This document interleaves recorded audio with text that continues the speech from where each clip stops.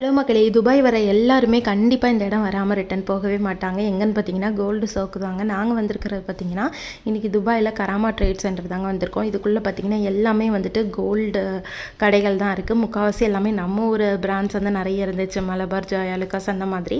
நாங்கள் போயிருந்தது பார்த்திங்கன்னா மெகா ஸ்டார்ன்ற ஒரு கடை தான். அதில் எல்லாமே வந்துட்டு ஜீரோ வேஸ்டேஜில் இருந்துச்சுங்க. டிசைன்ஸ் வந்து எக்கச்சக்கமாக இருந்தது. அப்படியே வந்து நம்ம ஊரில் கவரிங் கடைகள்லாம் எப்படி குவிச்சு போட்டிருப்பாங்க அந்த மாதிரி வந்துட்டு செயின்லேருந்து வலையிலேருந்து எல்லாமே வந்து அப்படியே போட்டிருந்தாங்கங்க.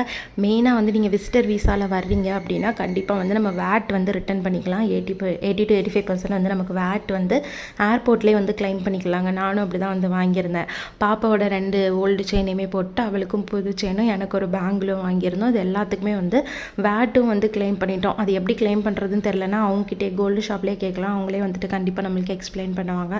கோல்டு ஷாப்பிங்லாம் முடிச்சுட்டு சாப்பிட்டோன்னே பக்கத்தில் கடை இருக்குது, பூ இருக்குது, வாங்கிட்டு வரேன்னு சொல்லி அம்மா போனாங்க. பூ கடையா இங்கேயான்னு சொல்லிட்டு நான் உள்ளே போய் பார்த்தா எல்லா பூவும் இருக்குங்க. பார்த்துட்டு எனக்கே ஆச்சரியமாயிருச்சு. தாமரைப்பூ முதற்கொண்டு இருந்துச்சு, நம்ம ஊரில் கிடைக்கிற எல்லா பூக்களுமே இருந்துச்சு, ப்ளஸ் பூஜை சாமான் எல்லாருமே இருந்துச்சு. அப்புறம் மெயினாக நம்ம ஊர் பலகாரம் எல்லா ஐட்டமுமே இருந்துச்சுங்க. பார்த்துட்டு எனக்கு ரொம்பவே ஆச்சரியமாக போயிடுச்சு. எல்லாமே இருக்குது, பட் எல்லாமே கொஞ்சம் காஸ்ட்லியாக இருக்குது.